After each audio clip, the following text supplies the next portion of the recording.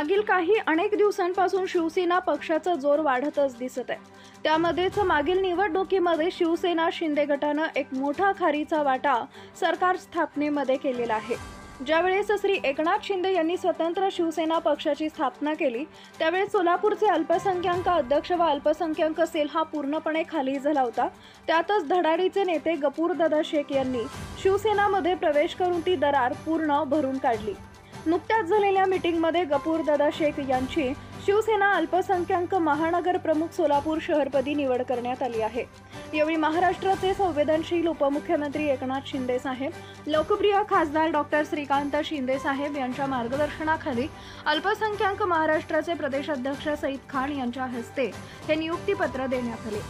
तसेच शिवसेना हिंदू हृदय सम्राट वंदनीय बाळासाहेब ठाकरे शिवसेना वैद्यकीय मदत कक्ष तथा डॉक्टर श्रीकांत शिंदे फाउंडेशन सोलापूरच्या गफूरदादा शेख यांची शहर प्रमुखपदी निवड करण्यात आली आहे।